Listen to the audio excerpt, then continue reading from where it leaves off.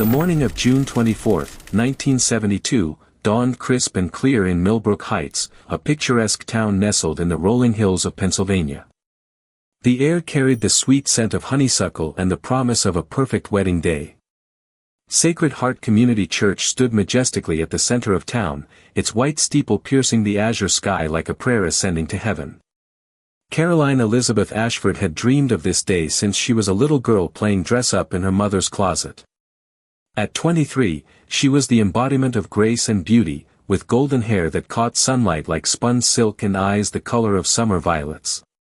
Her wedding dress, a masterpiece of ivory silk and delicate lace that had taken her mother 6 months to hand sew, hung in her childhood bedroom like a symbol of hope and new beginnings. "Caroline, darling, it's time to start getting ready," called Eleanor Margaret Ashford from the bottom of the oak staircase. Her voice carried the musical lilt that had been passed down through 3 generations of Ashford women, each one known for their devotion to faith and family.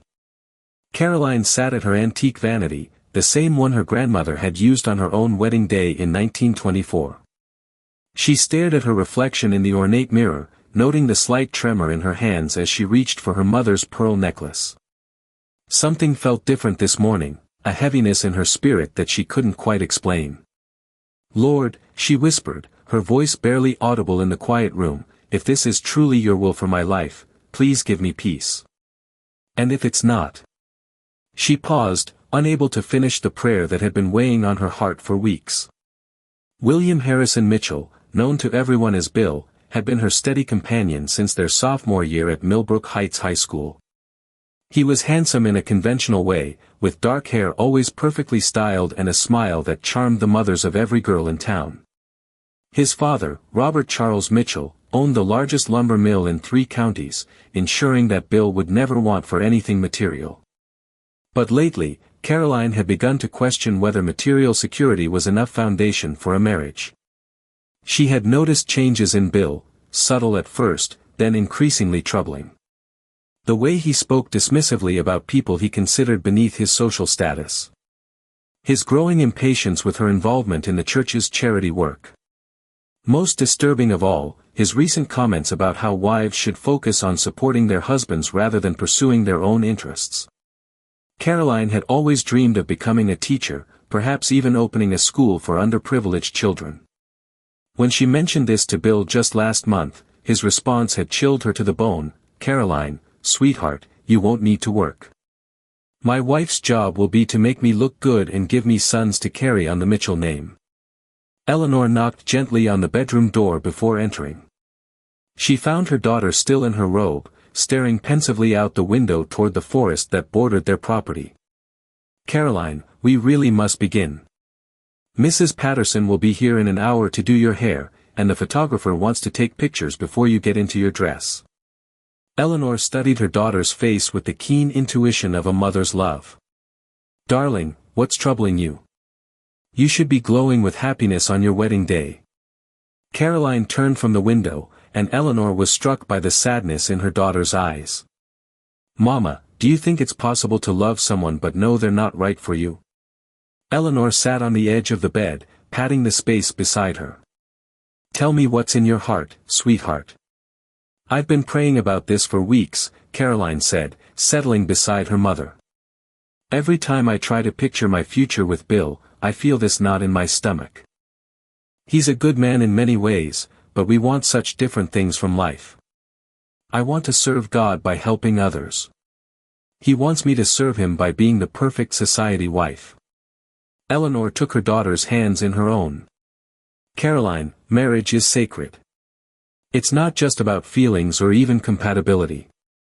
It's about 2 people committing to grow together in faith and love. But..." She paused, choosing her words carefully. "It's also about being equally yoked. The Bible teaches us that we cannot walk together unless we agree on where we're going." Before Caroline could respond, the telephone rang downstairs. They heard Caroline's father, Samuel Harrison Ashford, answer it with his usual jovial greeting. But moments later, his voice took on a tone of concern that made both women freeze. "Yes, she's here," they heard him say. "What do you mean something's happened? What kind of emergency?" Eleanor and Caroline exchanged worried glances as Samuel's footsteps hurried up the stairs. He appeared in the doorway, his face pale with concern. "That was Bill," he said slowly. "There's been some kind of emergency at the mill. A serious accident. He says he needs to go there immediately, but he wanted me to tell you that the wedding might need to be delayed." Caroline felt a strange mixture of relief and apprehension. "How serious is the emergency, Papa?" He didn't give details, just said it was urgent and he'd call back as soon as he knew more. Samuel studied his daughter's face. "Caroline, you don't look as upset as I expected. Are you all right?" Before she could answer, the phone rang again. This time, it was Mrs. Victoria Rose Patterson, the church organist and unofficial coordinator of all Sacred Heart weddings.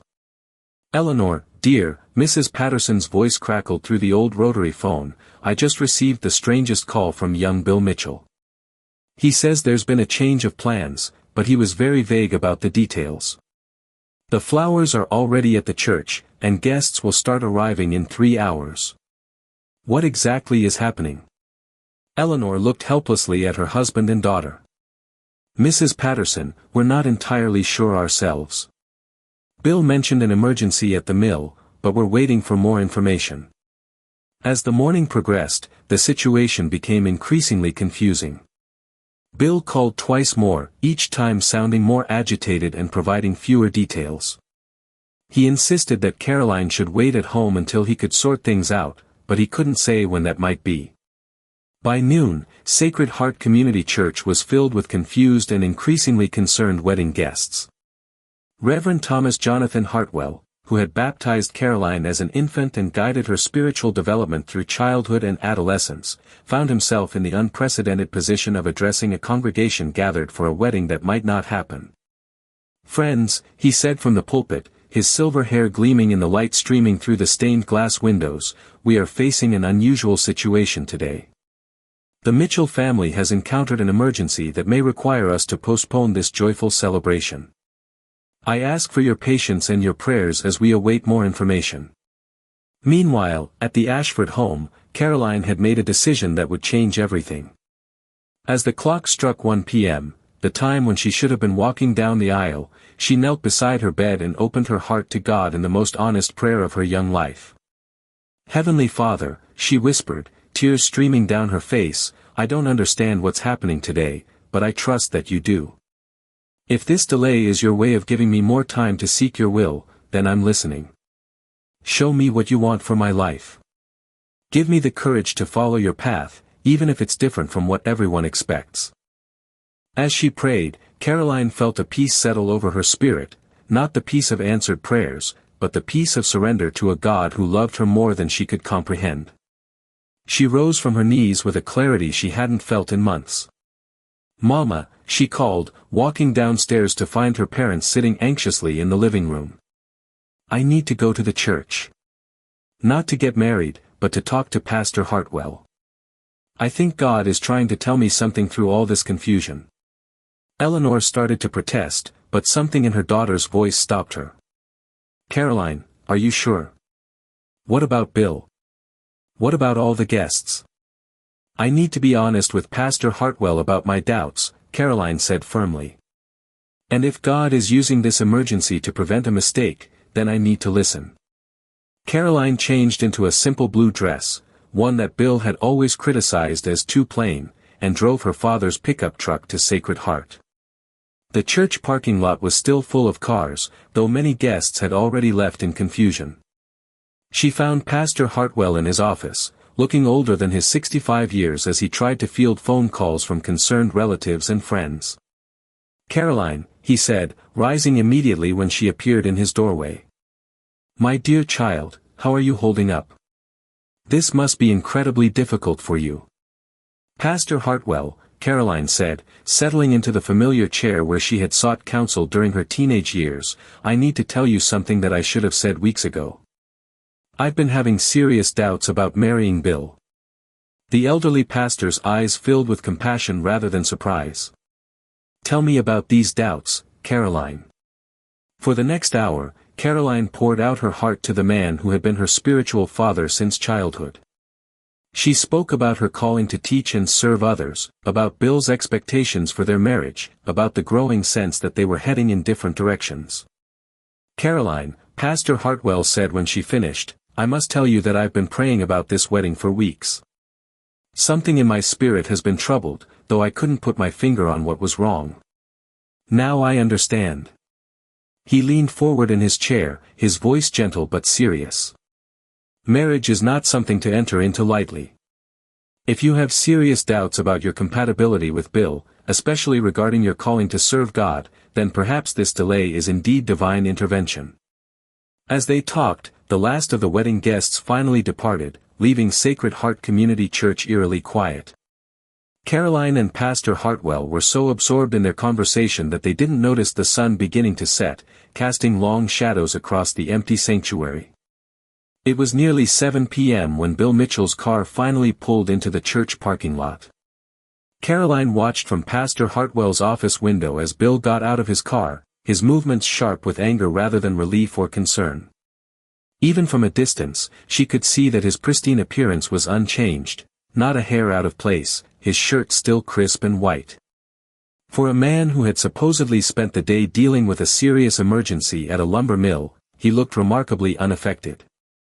"Pastor," Caroline said quietly, "I don't think there was any emergency at the mill." Bill strode into the church with the confidence of a man accustomed to having his way. He found Caroline and Pastor Hartwell in the office and immediately launched into an explanation that sounded rehearsed rather than genuine. "Caroline, sweetheart, I'm so sorry about today," he said, not quite meeting her eyes. "There was a terrible accident at the mill, a worker was seriously injured. As the owner's son, I had to handle the situation. But everything's resolved now, and we can have the ceremony tomorrow if you'd like." Pastor Hartwell studied Bill carefully. "That must have been traumatic for you, son. I hope the injured worker will recover fully." "Oh yes, he'll be fine," Bill said quickly. "Just a minor mishap, really. Nothing to worry about." Caroline felt her heart sink as she recognized the tone Bill used when he was lying, the same tone he'd used when he told his parents he'd been studying at the library while he was actually drinking with his friends, or when he assured her he respected her opinions while clearly planning to ignore them. "Bill," she said quietly, "I need to ask you something, and I need you to be completely honest with me. Was there really an emergency at the mill today?" Bill's face flushed, and for a moment, his carefully constructed facade cracked. "Of course there was. Caroline, how can you question me at a time like this? I've had the most stressful day of my life, and instead of comfort and support, you're interrogating me." But Caroline had seen the flash of guilt in his eyes, and she knew. "There was no emergency, was there, Bill? You got cold feet about the wedding and made up an excuse to delay it." "Caroline, that's ridiculous."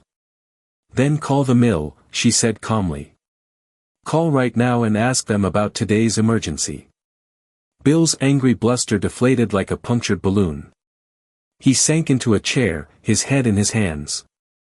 "I couldn't go through with it," he said finally. "I stood at the altar this morning, watching all those people file into the church, and I realized I wasn't ready. I may never be ready." Pastor Hartwell's voice was gentle but firm. "Bill, marriage is indeed a serious commitment. It's better to be honest about your doubts than to make promises you're not prepared to keep." Caroline felt a strange sense of relief washing over her. "Bill, I need to be honest too. I've been having doubts as well. Serious doubts about whether we're right for each other." For the first time that day, Bill looked directly at her. "You have? We want different things from life," Caroline said softly. "You want a wife who will fit into your family's social circle and support your business ambitions. I want to teach children and serve God in whatever way He calls me. We've been trying to force something that just isn't meant to be." Pastor Hartwell watched the young couple with the wisdom of someone who had counseled hundreds of people through life's most difficult decisions. "Sometimes," he said quietly, "the greatest act of love is recognizing when love isn't enough." They talked until nearly midnight, working through their feelings with the help of Pastor Hartwell's gentle guidance. By the time they left the church, Caroline and Bill had made the difficult but mature decision to call off their engagement. "I do love you, Caroline," Bill said as they stood in the church parking lot under a canopy of stars. "But you deserve someone who will cherish your dreams, not try to change them." "And you deserve someone who wants the life you're offering," Caroline replied. "We're just not those people for each other." They embraced one final time, not as lovers, but as two people who had grown enough to recognize their own limitations.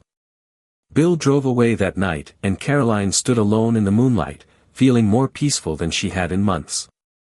She drove home slowly, savoring the quiet beauty of Millbrook Heights at night. When she arrived, she found her parents waiting up for her, their faces full of concern and questions. "The engagement is off," Caroline announced simply. "By mutual agreement. Pastor Hartwell helped us both realize that we were trying to force something that wasn't meant to be." Eleanor's first instinct was to worry about what people would say, about the gifts that would need to be returned, about the social embarrassment. But one look at her daughter's face, peaceful and resolved rather than heartbroken, told her everything she needed to know. "Are you all right, sweetheart?" she asked, embracing Caroline. "I'm better than all right, Mama. I feel like God has saved me from making a terrible mistake. I don't know what His plan is for my life, but I know it's not marriage to Bill Mitchell." Samuel Ashford, who had always been quietly concerned about his daughter's engagement to Bill, smiled with relief.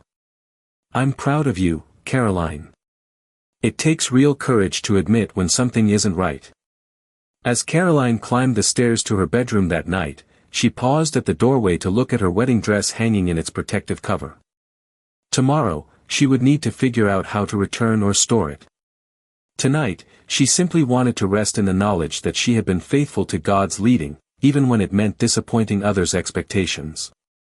She knelt beside her bed one more time before sleep, offering a prayer of gratitude. "Thank you, Lord, for loving me enough to intervene.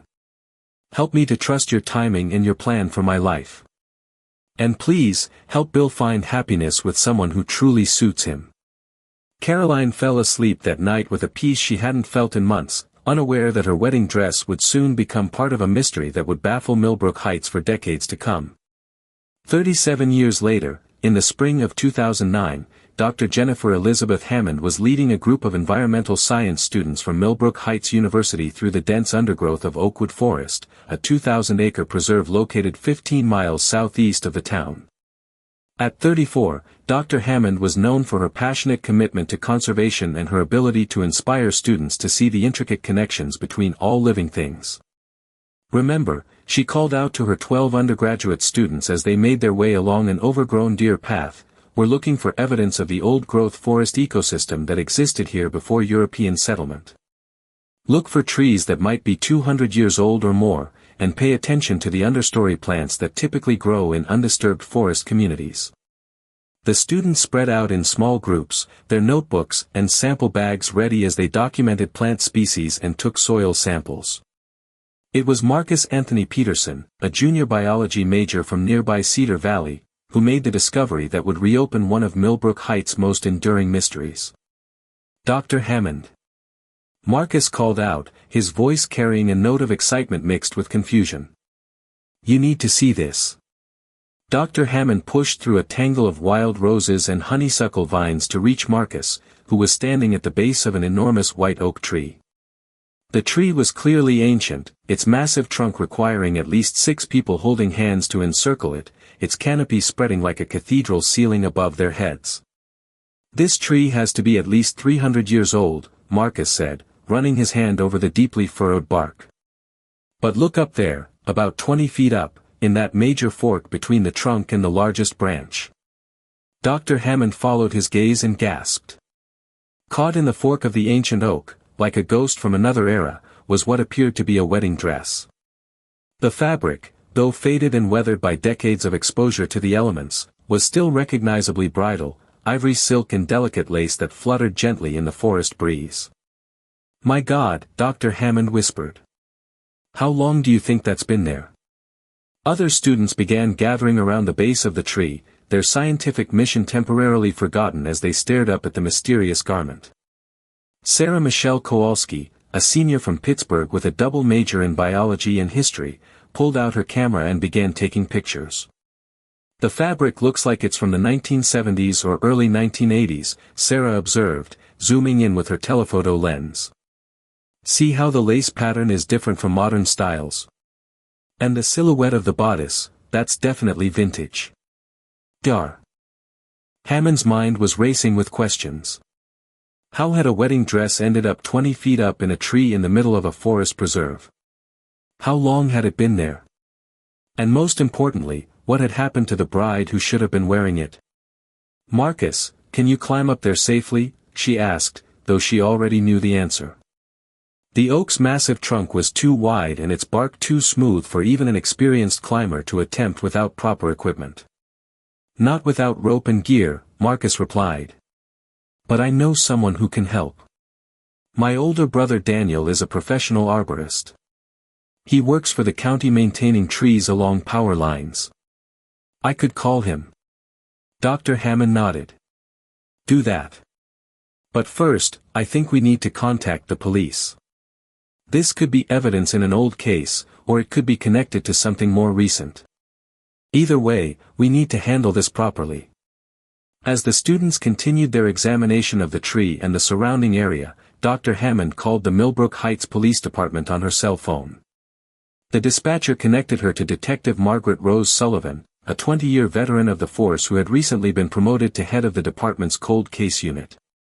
"Dr. Hammond," Detective Sullivan said after listening to the report, "I'll be out there within the hour. Don't let anyone else approach the tree, and document everything you can from ground level. You may have just provided us with the first new lead we've had in a very old case." While they waited for the police to arrive, Dr. Hammond's students set up a perimeter around the oak tree and began a systematic documentation of the scene.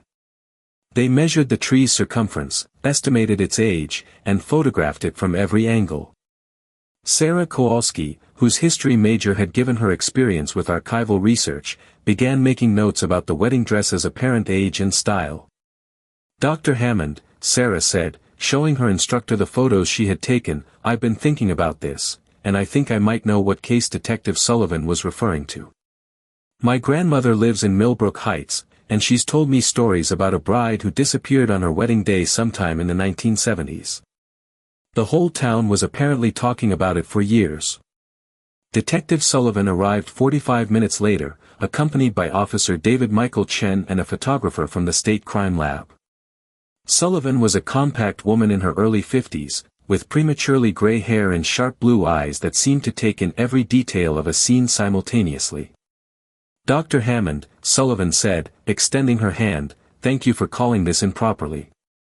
You've potentially given us our first new evidence in the Caroline Ashford case." "Caroline Ashford?" Dr. Hammond repeated.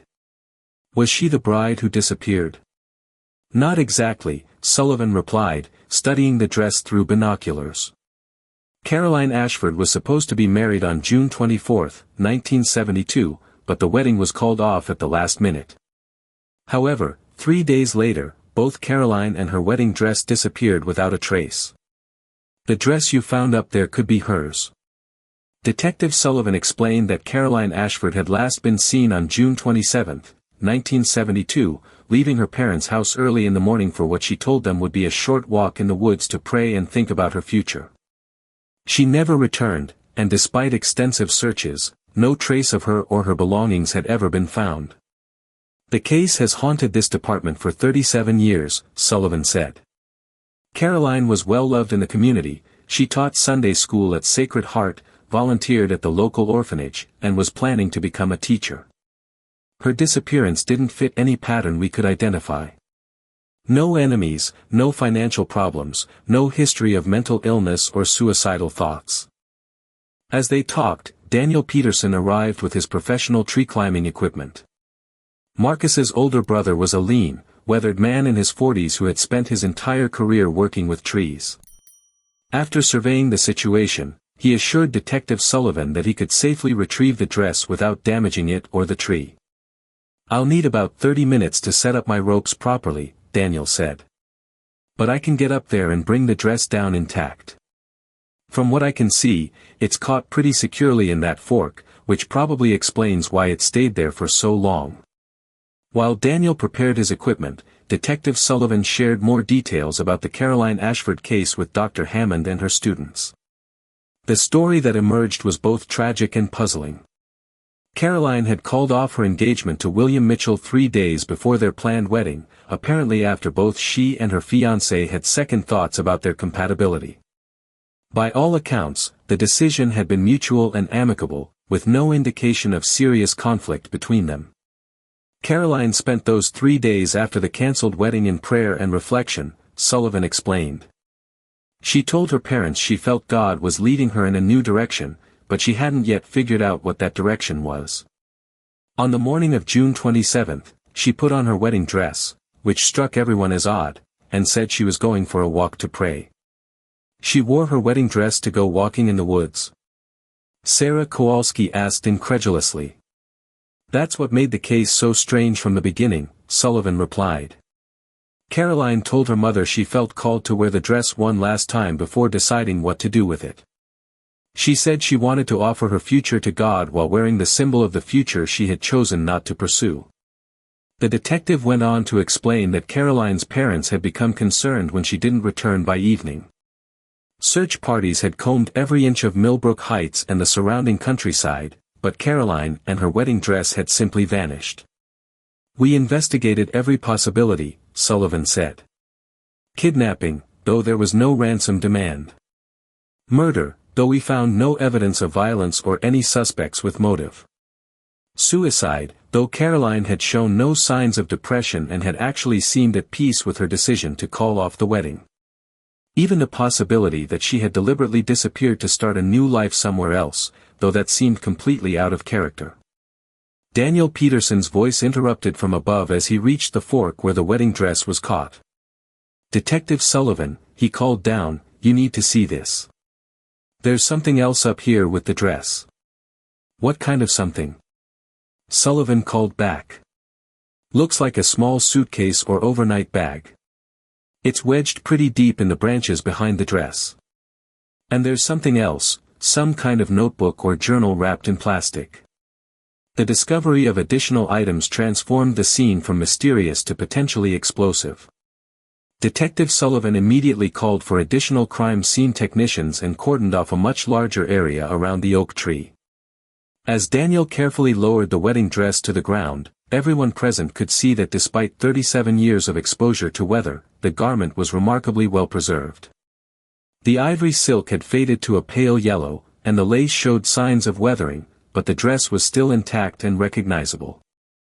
The tree's canopy protected it from the worst of the weather, Daniel explained as he prepared to retrieve the other items.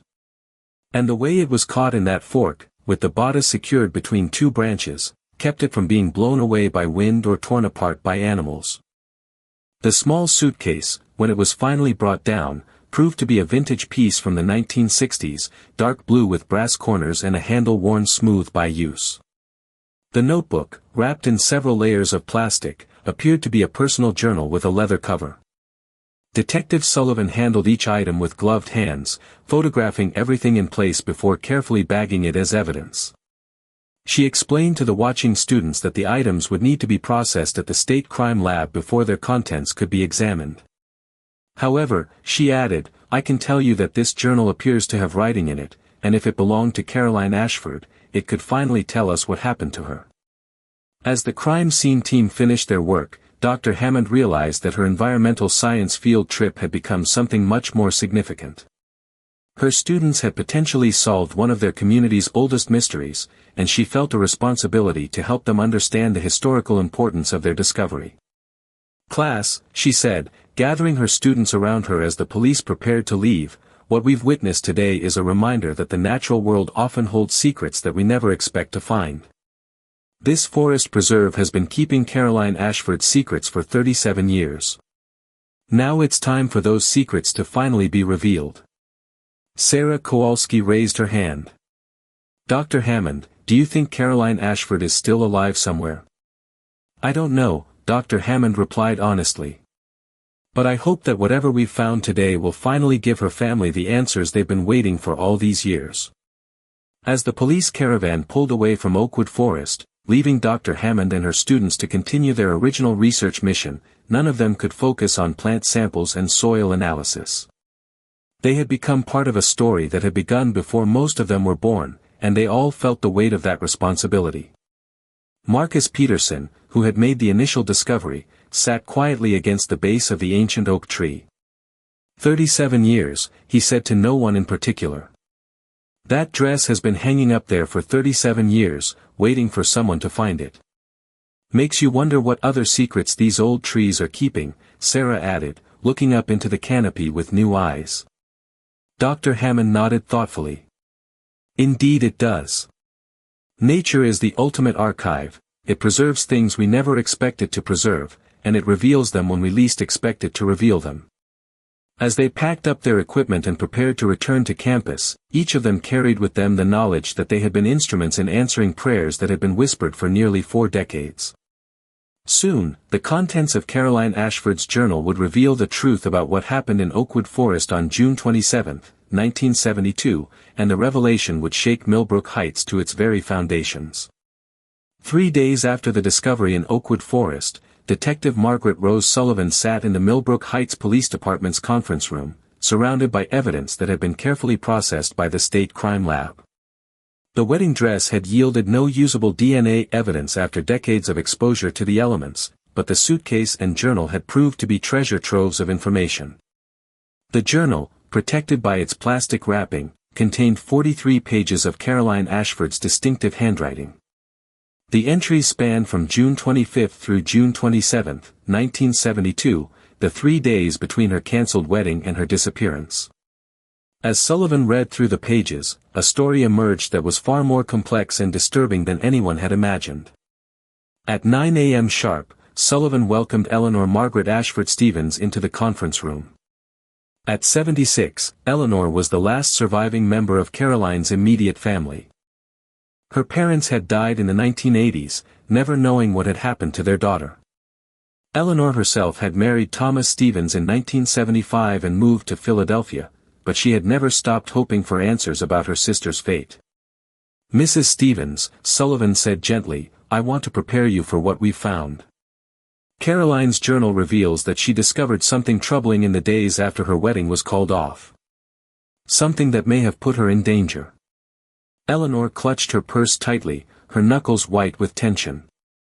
Please, detective.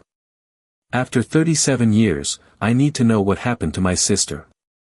Sullivan opened the journal to the first entry, dated June 25, 1972, 2 days after the cancelled wedding. I feel such peace about calling off the wedding, even though everyone thinks I've made a terrible mistake. Pastor Hartwell says that God's peace is the best confirmation of His will, and I have never felt more certain about any decision in my life. Bill was gracious about everything, and I pray that he finds happiness with someone who truly loves the life he can offer. I've been praying about what to do next. Teaching has always been my dream, but I wonder if God might be calling me to something else entirely. Maybe missionary work, or starting a school for children who can't afford a proper education. I have my whole life ahead of me, and for the first time, I feel excited about the possibilities instead of trapped by expectations. Today I decided to clean out some old boxes in the attic, things that belonged to Grandma Ashford. I found her old Bible and some letters she never sent. But I also found something else, something that has left me deeply troubled.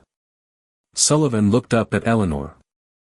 Mrs. Stevens, did you know that your grandmother kept unsent letters? Grandma was always writing letters, Eleanor replied. She said it helped her think through her problems. But I never knew she kept letters she didn't send. What kind of letters? Sullivan turned the page and continued reading. The letters are addressed to various people in town, the mayor, the sheriff, even some members of our church. They're all about the same thing. Grandma suspected that someone was stealing money from the church building fund. The fund that was supposed to pay for the new Sunday school wing that never got built. The letters are dated 1969, just a few months before Grandma died. She wrote that she had proof of the theft, but she was afraid to speak up because the person responsible was someone everyone trusted and respected. She was planning to confront this person privately first, to give them a chance to confess and make restitution. The most disturbing letter is the last one, dated just a week before Grandma's death. She wrote that she had scheduled a meeting with the thief, but she was frightened. She had begun to suspect that her previous attempts to address the situation had somehow backfired, and that she might be in danger. I always thought Grandma died peacefully in her sleep, but now I'm wondering if there was more to it. The letters mention specific amounts of money and specific dates when funds went missing. If Grandma really had proof of theft, and if someone killed her to keep her quiet. Eleanor's hand flew to her mouth. Detective, my grandmother, Caroline's great-grandmother, was Eunice May Ashford. She died in 1969, very suddenly. The doctors said it was her heart, but she had never had heart problems before. Sullivan nodded grimly. Caroline's journal suggests that your grandmother may have been murdered to prevent her from exposing embezzlement from the church building fund.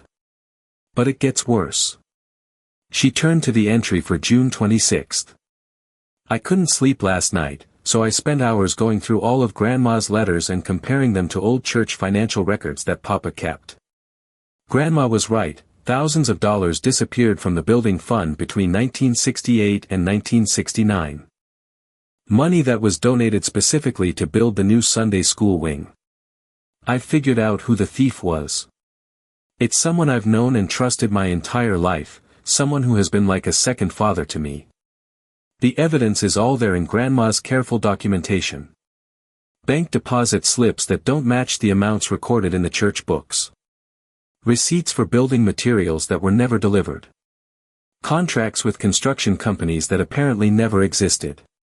But the worst part is this, I think the person responsible knows that I've discovered the truth. When I was at the church this afternoon, returning some hymnals that Mama had borrowed for the wedding, I found someone searching through the church office. When I asked what they were looking for, they said they were trying to find old financial records to help with the current budget planning. But I could tell they were lying. They looked nervous and guilty, and they kept asking me questions about what I'd been doing at home, whether I'd found anything interesting while cleaning out old family belongings. I tried to act normal, but I think they could tell that something was wrong. I don't know what to do. If I'm right about this person, they may have killed my great-grandmother. And if they suspect that I know the truth, then I might be in danger too. Sullivan paused in her reading, allowing Eleanor to absorb the implications. Mrs. Stevens, do you have any idea who Caroline might have been referring to? Someone who was like a second father to her. Eleanor was quiet for a long moment, her face pale with shock and concentration. Caroline was very close to several of the church elders, she said slowly. But if I had to guess, she was probably talking about Robert Charles Mitchell, Bill's father. He was the church treasurer for many years, and Caroline always said he was like the father she wished she'd had. Robert Mitchell, Sullivan repeated, making notes. That would certainly explain some things. Caroline's journal entry for June 27, the day she disappeared, makes it clear that she had decided to confront this person. She turned to the final entry. I prayed all night about what to do, and I believe God is calling me to handle this situation with courage and grace. I cannot allow someone to get away with stealing from God's house, especially if they killed Grandma to cover up their crime. But I also want to give this person a chance to confess and seek forgiveness. I've decided to wear my wedding dress today. I know it sounds strange, but I feel like this dress represents the future I was supposed to have, a future based on other people's expectations rather than God's calling for my life. I want to wear it one last time as I step into the future God actually has planned for me. I'm going to meet this person at the place where Grandma used to pray, the old stone chapel ruins in Oakwood Forest. It's private enough for an honest conversation, but public enough that I should be safe. I'm bringing copies of all the evidence, and I'm going to offer them a choice, confess to the church leadership and make full restitution, or face public exposure and criminal charges. I pray that they will choose confession and repentance. I pray that this confrontation will lead to healing rather than more pain. But whatever happens, I know that God is with me, and I trust in His justice and mercy. If anything happens to me, I want whoever finds this journal to know that I forgive whoever hurt Grandma, and I forgive whoever might hurt me. Forgiveness is not the same as allowing injustice to continue, but it is the foundation on which all true justice must be built. Lord, into your hands I commit my spirit. The conference room fell silent as Sullivan closed the journal. Eleanor Stevens wept quietly, finally understanding what had happened to her sister after 37 years of wondering and praying. "Detective," Eleanor said through her tears, "those stone chapel ruins in Oakwood Forest, they're about half a mile from where you found Caroline's dress, aren't they?" "Yes," Sullivan confirmed. "And here's what I think happened. Caroline confronted Robert Mitchell at the ruins. When she presented him with evidence of his embezzlement and possibly his role in your grandmother's death, he killed her to protect himself. Then he hung her body in that oak tree, probably thinking it would never be found. But why would he leave her suitcase and journal up there too?" "Because he panicked," Sullivan explained. Caroline had told her parents she was going for a walk, but she had actually packed a small bag with copies of all the evidence. Mitchell probably realized that if her body was found with that evidence, he would be immediately implicated. So he hid everything together, thinking the forest would keep his secrets forever. Eleanor straightened in her chair, wiping away her tears. "Detective, Robert Mitchell died 15 years ago. We can't prosecute him for what he did. But is there any way to prove that that she didn't survive?" Sullivan nodded solemnly. "Mrs. Stevens, based on the evidence in Caroline's journal and the location where her belongings were found, I'm confident that your sister was murdered on June 27, 1972. What I'd like to do now is search the area around those chapel ruins to see if we can find her remains. After 37 years, Caroline deserves a proper burial." The search of the Oakwood Forest chapel ruins began the following morning. Using ground-penetrating radar and cadaver dogs, the investigation team systematically covered a half-mile radius around the stone foundation that was all that remained of a chapel built by the area's first settlers in the 1790s. It was the cadaver dog, a German shepherd named Justice, who led investigators to a shallow grave about 200 yards from the ruins. The remains were clearly those of a young woman, and personal items buried with the body, including a distinctive class ring from Millbrook Heights High School with the initials CA. Confirmed that they had found Caroline Elizabeth Ashford. The medical examiner's report revealed that Caroline had died from blunt force trauma to the head, consistent with being struck by a heavy object. The positioning of her remains suggested that she had been killed at the chapel ruins and buried immediately afterward. "It appears that Caroline confronted her killer as planned," Detective Sullivan explained to Eleanor Stevens as they stood at the gravesite. "Based on the evidence, I believe Robert Mitchell struck her with a stone from the chapel foundation, then buried her body and hung her belongings in the oak tree to make it look like she had simply vanished." Eleanor knelt beside the carefully excavated gravesite, placing a bouquet of white lilies, Caroline's favorite flowers, on the ground where her sister had lain for 37 years. "Caroline always said that truth would come to light eventually," Eleanor whispered. "She believed that God's justice might be delayed, but it would never be denied."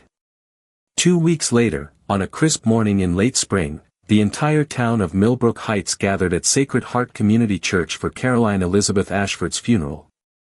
Pastor Thomas Hartwell, now 88 years old but still sharp in mind and spirit, delivered a eulogy that captured Caroline's faith and courage. "Caroline died because she refused to let injustice stand," Pastor Hartwell said from the same pulpit where he had counseled her about her cancelled wedding 37 years earlier. "She could have simply destroyed her grandmother's letters and lived a comfortable life, pretending she had never discovered the truth. Instead, she chose to confront evil with love, to seek justice with mercy, and to trust God with the consequences." Eleanor Stevens spoke on behalf of the family, reading from Caroline's journal entries about forgiveness and faith. "My sister wrote that forgiveness is the foundation on which all true justice must be built," Eleanor said. "Today, as we finally lay Caroline to rest, we choose to follow her example. We forgive Robert Mitchell for what he did, even as we rejoice that the truth has finally been revealed." William Harrison Mitchell, now 76 years old and himself a widower after losing his wife to cancer 5 years earlier, attended the funeral with tears streaming down his face. After the service, he approached Eleanor Stevens with a confession that added another layer to Caroline's story. "Mrs. Stevens," he said, his voice breaking with emotion, "I need to tell you something that I've carried with me for 37 years. Caroline didn't just call off our wedding because we weren't right for each other. She also discovered that my father was pressuring me to marry her because the Ashford family was asking too many questions about the church's finances." Eleanor stared at him in shock. "What do you mean?" "My father was afraid that Caroline's family suspected something about the missing building fund money," Bill explained. "He thought that if Caroline married me, the Ashfords would be less likely to pursue their suspicions. When Caroline called off the wedding, my father was furious. He said the family might start poking around in places they shouldn't." The revelation added a bitter irony to Caroline's story. She had unknowingly saved herself from a marriage that had been manipulated by the very man who would later kill her. As the funeral service concluded, Dr. Jennifer Hammond and her environmental science students attended as special guests, recognizing that their discovery had finally brought peace to a family that had been searching for answers for nearly 4 decades. Marcus Peterson, the student who had first spotted the wedding dress in the oak tree, was particularly moved by the service. After the burial, he approached Pastor Hartwell with a question that had been weighing on his mind. "Pastor," Marcus said, "do you think Caroline knew she was going to die when she went to confront Robert Mitchell?" Pastor Hartwell considered the question carefully. "I think Caroline knew she was taking a risk," he replied. "But I also think she trusted God enough to take that risk.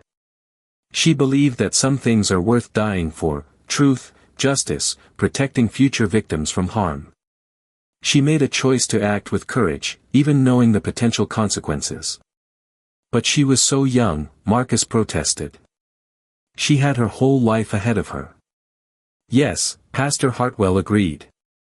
"And she chose to spend that life, however long or short it might be, in service to something greater than herself. That's the mark of genuine faith, son. Not the belief that God will protect us from all harm, but the trust that God will use our lives for good, even if that good comes at great personal cost." As the crowd dispersed from the cemetery, Eleanor Stevens remained behind with Detective Sullivan, both women looking down at the fresh grave where Caroline Elizabeth Ashford was finally at rest. "Detective," Eleanor said quietly, "there's something else I need to tell you. Something I found when I was going through Caroline's belongings after her disappearance." She reached into her purse and pulled out a small envelope, yellowed with age. "This was on Caroline's dresser the morning she disappeared. I never opened it because it was addressed to someone else, and I kept hoping she would come back to deliver it herself." The envelope was addressed in Caroline's handwriting to "The Next Bride of Sacred Heart Community Church." Sullivan opened it carefully and read the letter inside. "To whoever reads this, if you are planning to be married at Sacred Heart, then you are preparing for one of life's greatest blessings. Marriage is a sacred covenant, not just between two people, but between a couple and God Himself. I was supposed to be married at Sacred Heart, but God had other plans for my life. I don't know what those plans are yet, but I trust that they are good. If you are reading this, then perhaps my story can offer you some wisdom for your own journey. Don't marry someone just because it's expected of you. Don't marry someone just because they can provide security or status. Marry someone who shares your deepest values and dreams, someone who will encourage you to become the person God created you to be. Most importantly, remember that your wedding day is just the beginning of your story, not the end. The dress, the flowers, the celebration, they're all beautiful, but they're not what matters most. What matters is the commitment you make to love each other through whatever comes, to support each other's growth in faith, and to serve God together for all the days of your lives. I pray that your marriage will be blessed with many years of joy, and that you will always remember that love is not a feeling that comes and goes, but a choice you make every single day. With love and prayers for your happiness, Caroline Elizabeth Ashford, June 1972 inch. Eleanor wiped away fresh tears as Detective Sullivan finished reading. "I think," Eleanor said softly, Caroline would want this letter to be shared with future brides at Sacred Heart. Even though she never got to wear her wedding dress down the aisle, she can still offer wisdom to those who will. Detective Sullivan nodded, carefully folding the letter and returning it to Eleanor. I think that would be a beautiful way to honor her memory. As they walked together toward the cemetery gate, Eleanor paused to look back at Caroline's grave one more time. 37 years, she murmured. 37 years of wondering and praying and hoping. But Caroline was right, the truth did come to light eventually. It always does, Detective Sullivan replied. Sometimes it takes longer than we'd like, but it always does. The sun was setting over Millbrook Heights as Eleanor Stevens drove home to Philadelphia, carrying with her the peace that comes from finally knowing the truth. Behind her, Caroline Elizabeth Ashford rested in the earth of the town she had loved, her story of faith and courage becoming part of the community's legacy. In Oakwood Forest, the ancient white oak tree stood as a silent witness to the power of truth preserved and justice delayed but not denied. Dr. Hammond's environmental science students would return there in future semesters, knowing that they were studying more than just forest ecosystems. They were learning about the complex ways that past and present interweave, and how nature itself can become a guardian of secrets that demand to be told. 6 months after Caroline Elizabeth Ashford's funeral, Sacred Heart Community Church dedicated a new memorial garden in her honor. The garden, planted beside the church's original foundation stones, featured white lilies, Caroline's favorite flowers, and a bronze plaque with her letter to future brides engraved upon it. Pastor Thomas Hartwell, despite his advanced age, insisted on conducting the dedication ceremony himself. Caroline died defending the integrity of this church, he said as the congregation gathered around the memorial. It is fitting that her memory should be preserved here, where her faith was nurtured and where her courage was born. Eleanor Stevens had traveled from Philadelphia for the ceremony, bringing with her Caroline's original wedding dress, the one that had never made it down the aisle.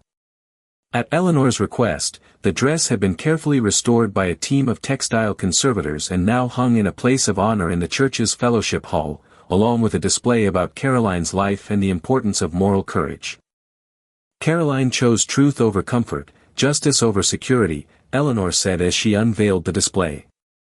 Her wedding dress became a symbol not of the life she didn't live, but of the courage with which she lived the life God gave her. Dr. Jennifer Hammond and several of her students attended the dedication, representing the Millbrook Heights University Environmental Science Department.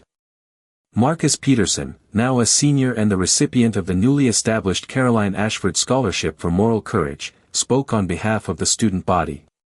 When we found Caroline's dress in that oak tree, Marcus said, we thought we were just conducting a routine field study. But Caroline taught us that there's no such thing as routine when you're dealing with truth and justice. Every day, we have opportunities to choose between what's convenient and what's right. Caroline's example reminds us to choose what's right, even when it costs us everything. The memorial garden became a place of pilgrimage for people throughout Pennsylvania and beyond.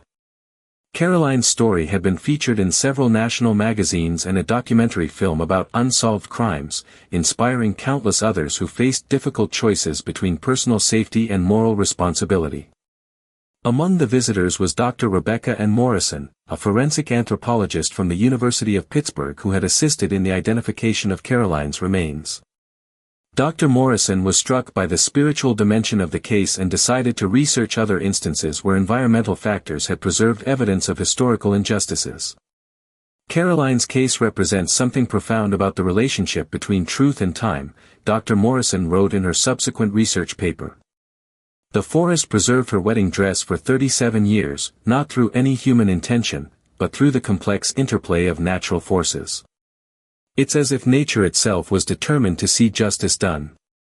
Dr. Morrison's research led to the establishment of the Oakwood Forest Research Institute, a collaboration between Millbrook Heights University and the State Environmental Protection Agency. The institute studied the forest preserve as both an ecological treasure and a repository of historical secrets. Under Dr. Hammond's direction, the institute discovered several other significant historical artifacts preserved in the forest, including Native American settlements, Civil War era hideouts, and evidence of the Underground Railroad. But none of these discoveries carried the emotional impact of Caroline's wedding dress.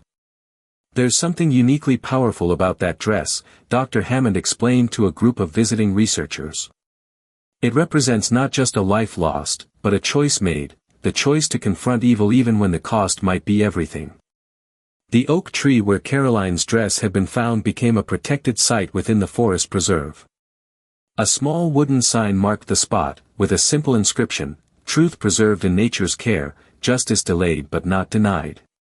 Pastor Hartwell, now nearing 90, often brought confirmation classes to visit the tree during their studies of moral courage and Christian service. "Caroline's story teaches us that God's timeline is not our timeline," he would tell the young people. "Sometimes justice takes decades to emerge. But faith means trusting that truth will always find a way to come to light."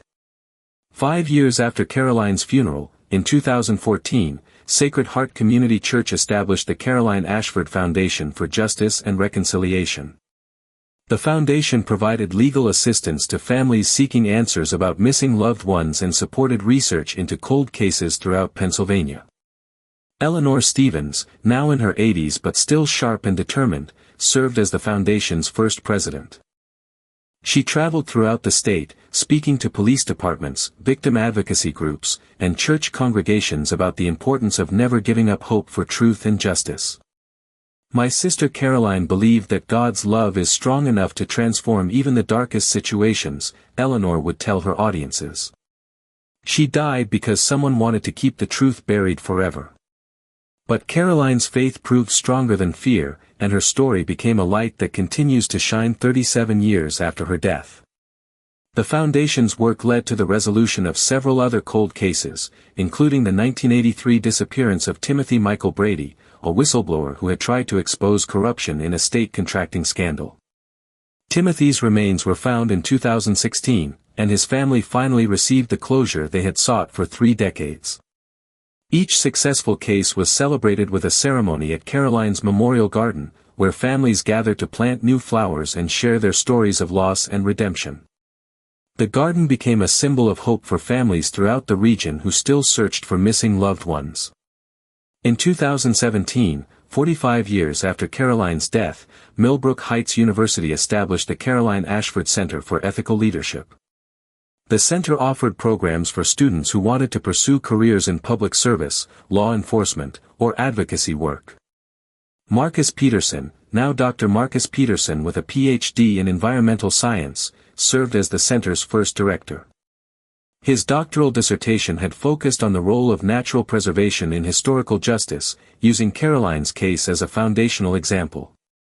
"Caroline's wedding dress hanging in that oak tree for 37 years teaches us something profound about perseverance," Dr. Peterson explained at the center's opening ceremony. "Truth doesn't just disappear because someone wants it to.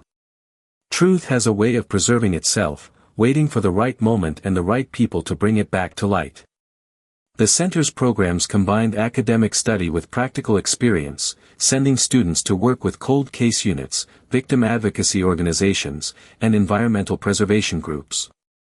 Many graduates went on to careers that directly honored Caroline's legacy of moral courage. Among them was Sarah Michelle Kowalski, the history major who had helped document the discovery of Caroline's dress. Sarah became a cold case detective with the Pennsylvania State Police, specializing in historical disappearances. Her work led to the resolution of dozens of cases, bringing peace to families who had waited decades for answers. "Caroline's story taught me that justice isn't just about solving crimes," Sarah explained during a speech at her police academy graduation. "It's about remembering that every unsolved case represents a family that's still hoping, still praying, still believing that truth will eventually prevail. My job is to be an instrument of that hope." William Mitchell, Caroline's former fiancé, lived to see the establishment of both the foundation and the center that bore her name. At 92, shortly before his death in 2019, he made a substantial donation to the Caroline Ashford Foundation and wrote a letter that was read at the annual memorial service. "Caroline chose courage over comfort when she called off our wedding," Bill's letter stated. "At the time, I was hurt and confused. Now I understand that she was following God's leading, not just for herself, but for me as well." She saved us both from a marriage that would have been based on fear rather than love. Her courage in breaking our engagement prepared her for the greater courage she would need just days later. The letter continued, I have spent 47 years thinking about Caroline's choices and trying to learn from her example. She taught me that real love sometimes means letting go, and that real faith sometimes means standing alone for truth. I pray that my small donation to her foundation will help other families find the answers that took us 37 years to discover. Pastor Thomas Hartwell passed away peacefully in 2020 at the age of 101, having served Sacred Heart Community Church for 73 years. His final sermon, delivered just weeks before his death, was titled, The Wedding Dress in the Tree, Lessons from Caroline's Courage. Caroline's story reminds us that God's justice operates on eternal time, not human time, Pastor Hartwell said in that final message. We may not see vindication in our lifetimes, but faith means trusting that truth will eventually be revealed and that love will ultimately triumph over evil. His successor, Pastor David Emmanuel Rodriguez, was a young minister who had been deeply influenced by Caroline's story during his seminary training. Pastor Rodriguez made the annual Caroline Ashford Memorial Service a cornerstone of Sacred Heart's ministry, using her example to teach about the relationship between faith and social justice. Caroline understood that genuine faith cannot be passive in the face of injustice, Pastor Rodriguez preached during his first memorial service. She knew that loving God means protecting the vulnerable, even when that protection comes at great personal cost. The memorial services drew participants from throughout the region, including law enforcement officers, victim advocates, seminary students, and families who had been touched by the Foundation's work. Each service concluded with the reading of Caroline's final journal entry and a moment of silence for all those who had died defending truth and justice. In 2022, 50 years after Caroline's death, Sacred Heart Community Church hosted a special anniversary conference on faith-based activism and moral courage. Speakers included federal judges, FBI agents, civil rights leaders, and religious scholars who had been inspired by Caroline's example. Dr. Jennifer Hammond, now in her 70s but still active in environmental research, delivered the keynote address about the intersection of nature and justice. Caroline's wedding dress was preserved for 37 years by forces beyond human control, she told the audience. That preservation reminds us that truth itself has a natural resilience that outlasts attempts to destroy it. Eleanor Stevens, at 99 years old, was too frail to attend the conference but sent a video message that was played during the closing ceremony. My sister Caroline would be amazed to know that her story has touched so many lives, Eleanor said from her assisted living facility in Philadelphia. She was just a young woman trying to do what was right. But God used her courage to plant seeds that are still growing 50 years later. The video message continued, Caroline's wedding dress hanging in that tree for all those years reminds us that some things are worth preserving, worth protecting, worth fighting for. Truth is one of those things. Justice is one of those things. Love is one of those things. Caroline died protecting those values, and her death was not in vain if we continue to live by them. As the conference concluded, participants gathered in Caroline's Memorial Garden for a final ceremony. Representatives from each organization that had been inspired by her story planted new white lilies while reading the names of other justice advocates who had died defending truth. The ceremony concluded with the unveiling of a new addition to the memorial, a replica of the ancient oak tree where Caroline's dress had been found, crafted from bronze and standing 15 feet tall. Carved into the base were the words from Caroline's final journal entry, Lord, into your hands I commit my spirit. Dar. Marcus Peterson, now serving as mayor of Millbrook Heights, spoke on behalf of the community. Caroline's oak tree has become a symbol of persistence and hope for people around the world, he said. This memorial tree will remind future generations that truth, like nature itself, has an amazing ability to survive and eventually flourish. As the sun set over Millbrook Heights on that 50th anniversary day, visitors from around the world stood in Caroline's Memorial Garden, reflecting on the power of one young woman's choice to confront evil with love.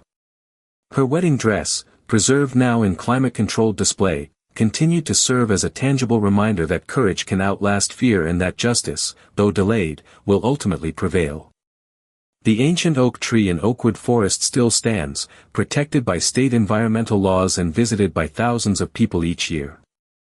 Park rangers often tell Caroline's story to school groups and tourists, emphasizing the lesson that nature itself can become an ally in the pursuit of truth. At the base of the tree, fresh white lilies appear regularly, left by visitors who have been moved by Caroline's example. The flowers are a living symbol of the faith that sustained Caroline through her final days and the hope that continues to inspire all those who hear her story. Caroline Elizabeth Ashford never wore her wedding dress down the aisle of Sacred Heart Community Church. Instead, she wore it into a forest where she confronted evil and chose courage over safety. That choice, preserved by forces beyond human understanding, became a beacon of hope for everyone who believes that truth will eventually triumph and that love, in the end, conquers all. Her story reminds us that some battles are worth fighting even when victory seems impossible, and that sometimes the greatest act of faith is simply trusting God with the consequences of doing what is right. Caroline's wedding dress, found hanging in a tree 47 years after her disappearance, proved that neither time nor evil can completely destroy the evidence of a life lived with integrity and courage. In the end, Caroline's dress became more than just evidence in a cold case, it became a symbol of hope preserved, truth protected, and justice, though long delayed, finally served. Her story continues to inspire new generations of people who face their own choices between safety and courage, between silence and truth, between fear and faith. And in the memorial garden beside Sacred Heart Community Church, white lilies bloom each spring as a reminder that love is stronger than death, truth is more powerful than lies, and that sometimes, the most important victories are won not in a moment, but over the course of decades by those who refuse to let hope die.